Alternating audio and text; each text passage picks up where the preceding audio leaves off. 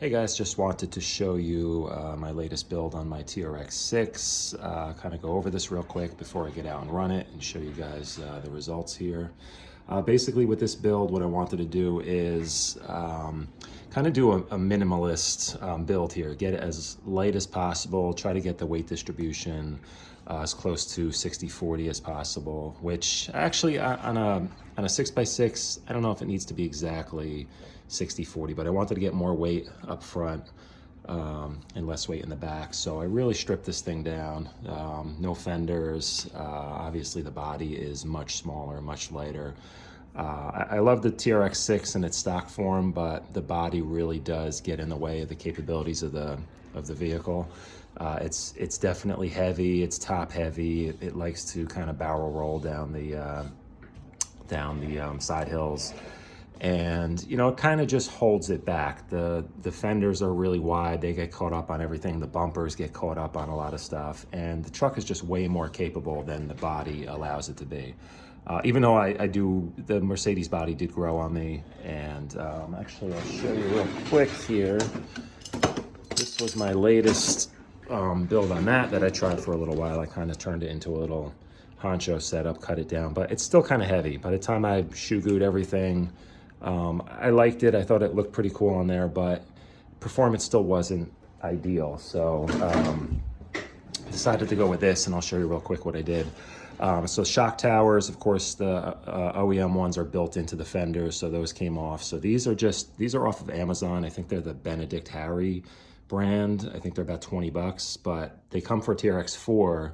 So I had to buy 2 sets just to end up with 4 rear shock towers. And they have multiple positions. You can't really get the shocks angled too much on these, but I kind of just settled on a matching angle on both here. And I got my preload wound out pretty far, and I'm running 50 weight oil in the rear, 70 in the front, and it's definitely nice and smooth. The front mounts, I'll show you real quick. The front mount, it does have a nice aluminum panhard mount. I don't know if this is the best quality aluminum, but I do also have a homemade, let's see if I can show you guys here without dropping the phone. Kind of hard to see, but you can see this rod end right here going from the servo mount. I made a little brace for the panhard that goes from the servo mount on this side over to the panhard, back of the panhard on that side. So I've been running that for a while on this truck, pretty much since I got it. That works out really well. What else did I do on this thing? So let me pop the body off here. And so I kept the stock receiver box. I made a little strip of Kydex with a bend in it, mounted it to the top of the trans just so I can kind of keep this for now. I kind of figured I may be running this as a little bit of a trail truck because it still has the 2-speed and the locking unlocking diff. So it's nice to have the option where I could run this through some trails, and it could get wet, could get muddy. So I wanted to have a waterproof box in there. I figured the stock one, it is kind of big and bulky, but there are a lot of wires going in there. So I don't think I could go much smaller on this. And I kind of tucked it in the middle, angled it down, get a little bit lower center of gravity. So that worked out pretty well for now. I'll probably just leave it like that. Running a Hobbywing Axe 2700. Like I said, I still have the locking and unlocking diffs. I still have the 2-speed in there. My original intention with this, I wanted to do a G-speed chassis and a 3-gear trans with dig, but it'll happen eventually. I kind of got sidetracked building some other projects and stuff. So for now, this is kind of the budget version of that build, just to kind of do like as low a CG build as I can with using the stock frame rails and trans and everything.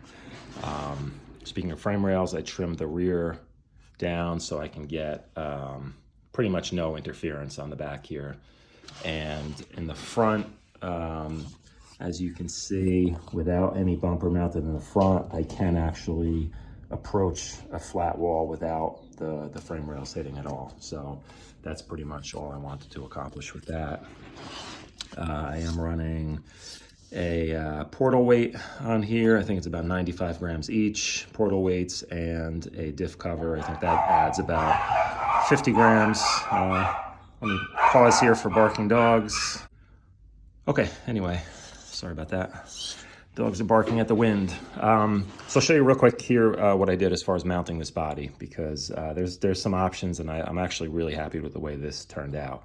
So I am using the stock side rails here because I wanted, they do bolt on very nicely, and they're nice and strong. So what I did was, after I mounted the body, I trimmed them down to match the contour of the body, and then I took some Kydex sheet and I made another piece that matches the contour of that, and I bent up the edge here for a nice little rock slider to protect the side of the body. And again, did that on both sides. And I did actually, it is screwed down in a couple spots. The rear ones are actually for the body mounts, and I used some shoe goo on here, but they're nice and solid and they're not going anywhere. These body mounts are actually from an Arma, and I'll post up the number if you guys wanted to find these. They worked out really well. This is from an Arma kit that comes with, it's for a Typhon. If you look up the body mounts for a Typhon 6S, it comes with 2 of these, and then it has other body mounts and a few other rod ends and a bunch of stuff. Arma likes to combine a bunch of stuff in their packages, so that's where these came from. But they worked out really well. You don't even need any pins in these. When the body sits on there, it gets pushed forward when it mounts to the stock front ones here. So this literally can't pop off. There's no reason to even use any kind of pins in there. So I really like how that turned out. It was a little bit of a pain in the ass to get everything lined up with. This is the black, get that off of there. This is the tough color, so it's all black, and it is a bit of a pain to try to mark your positions for your body mounts. So I kind of had to just hold it on there and kind of rub it back and forth to make a little scrape, and then I did some measuring, and it was a little tricky at first. I also made a little cutout on the body there for the diff lock cables to fit through. So really happy with the way this turned out. I said, what else? Stock wheels for now. These actually perform really well on the terrain around here, so I'm just going to keep these until, either I get bored or I find something that works much better, but I don't really see a reason to change these at the moment.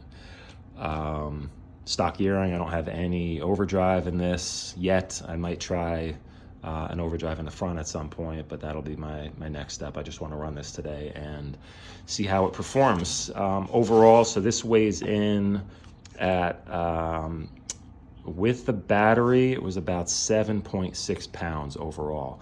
Now I did not, maybe I weighed it when I first got it with the original body. It was definitely much heavier.